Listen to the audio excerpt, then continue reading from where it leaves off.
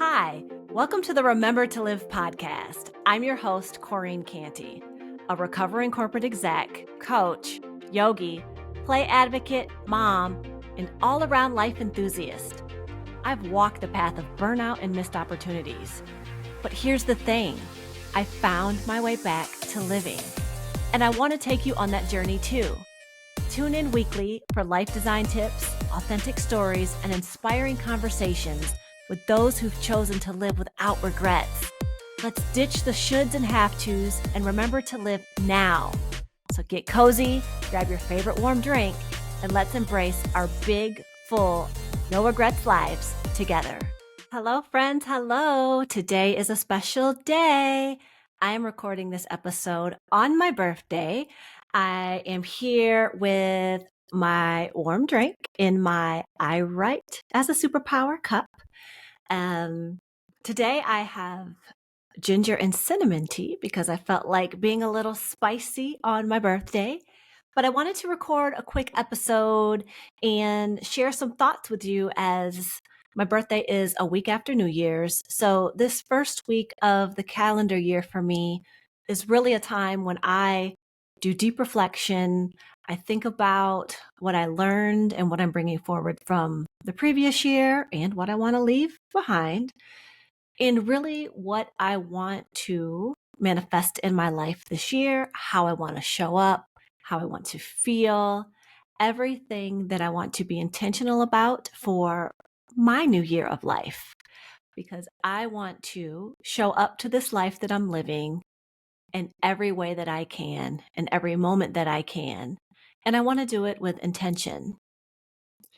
So I don't do New Year's resolutions, but I do set intentions around my energy and how I want to feel each year. And I've done vision boards for over a decade. I've never really did vision boards in a very tangible sense. I don't put things on my vision board that I want to acquire, or even things that I necessarily want to achieve. I focus all on how I want to feel, what environments I want to be in, to reinforce how I want to exist and the energy that I want in my space, that I want to project, that I want to carry forward in the world. So I thought I'd share a little bit about last year and then get into what I am leaning into this year. One of my favorite ways to really celebrate and use as a tool to stay focused on the energy I want to bring into the year is to choose a word for the year. I think this is also just something really fun to do with a group of people, with your friends, with your tribe, so we can all help each other get really clear on the lives that we really want to live. So my word for last year was ease. After spending decades on the hamster wheel and constantly feeling the pressure and the need to be busy and achieve and all of the things, I really wanted to let it be easy. I realized last year that I already had enough receipts that I could do hard things. I know 1000% that I can do hard things, that I can work really hard, that I can achieve a lot. I have all the receipts for that. So I wanted to build up some receipts for myself that I could let it be easy, that I could still feel successful and rest, that slowing down wasn't something detrimental to the life that I really wanted to live. So I did that. I spent last year focused on ease and focused on being more present in the moments as they were happening and showing up to my life and remembering to live. And there were a lot of hard parts of last year, as there will always be peaks and valleys. Duality is a thing in life. Life will always be lifing when it's time. But even finding the ease in those moments was something that I really focused on last year. And so as the year started to wind down, I realized that I was feeling rested. And because of that, I was feeling clear. I was clearer than I've ever been in my entire life on who I am, who I want to be, the impact I want to make, and how I want to show up. And I just felt so ready to take inspired action. So I thought my word for this year would be go. And right up until I was writing it down, as I was setting my intentions and putting them on paper, it evolved to something a little bit bigger. You see, I recognized that for most of my life, I have been my own ceiling. For most of my life, though I have achieved a lot on paper, I have achieved the title, I have achieved the salary, I've achieved the house, all the things, society said would make me successful. I was keeping myself small. I was keeping myself in a safe little box. And it's time for me to be big. It's time for me to get rid of the box altogether, not just expand it a little bit, but really get rid of the box. So my word for this year is leap. Leap just felt more aligned with the energy that I'm really feeling. It also taps into the energy of one of my first tattoos, and that tattoo symbolizes walking by faith and not by sight.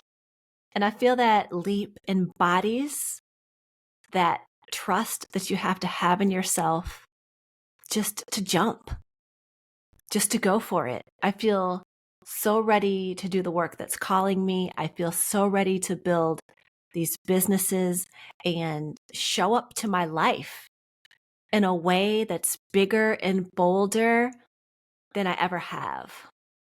I don't need to know what's on the other side. I just need to take the leap. So that is the energy that I am heading into this year. That is the energy that I am fully embodying on this day of my birth, the one true holiday. I like to joke that every single holiday is made up except for your birthday, because that's the one day that you celebrate your life. And that's what we're all here for, right? Life is the thing.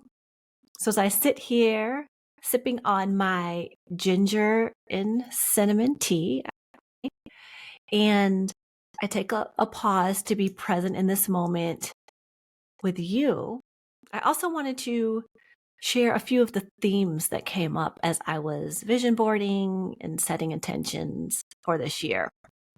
And some of the themes that came up for me around embodying this energy of leaping is also remembering to keep it simple. I think sometimes when we get excited and we're ready to take inspired action and we have something new that we're building or experiencing in life, we want to do all the things. We start to pile it all on our plate, even when everything on our plate is something we love and enjoy. Sometimes we can be the ones putting too much on ourselves. So as I leap into this year, I want to remember to keep things simple and not overcomplicate things that don't need to be overcomplicated. I want to make sure that I'm really living with intention. Intention, even in the little things. We build so many of these automatic, mindless habits that can take over a lot of our days. And being present in life and showing up to the life that's happening right now takes intention. So I'm also leaning into the theme of intention to support my year of the leap. And the third theme that I'm really leaning into this year is creativity and really not holding back. I bottled up my creativity early on in my career as I took the responsible path, and I just have a call to let it back out and to explore and to find moments of awe and to ship my work, as Seth Godin may say. And so it will also be a year of creativity. And to really lean into my creativity, I know that I have to tap into my divine masculine. We need the divine masculine to be the structure that creates the space for our divine feminine, which powers our creativity to really play. So I am leaning into the structure, the systems, and the processes that provide me the structured freedom for my creativity to flow, for me to live in alignment, and for me to do the work that really lights me up. And I know in order to do that, you need to have that structure. So I am focused on that this year. And because life be lifing, and I know there's going to be times when hard things will come up and times when I don't feel like embracing the energy that I intend this year. I have a tribe, I have a support system, and we get together and we share our intentions. And we've been doing the word of the year thing for a few years now, and it's really fun. But it's also important to have people around you that grow with you, that know what you want to achieve, that lift you up, that can be your mirror when you need it, that can remind you. So on those days when you don't feel like it and you just want to put on something and binge whatever distracts you from the life that's happening and takes you out of this reality, like, have those days. We need them. We all need some of those checkout days, but have the friends that remind you how you want to feel this year, what energy you want to embody, and how you want to show up. So after you've had your good old binge day, you can get back to the work of building and living the life that you really want.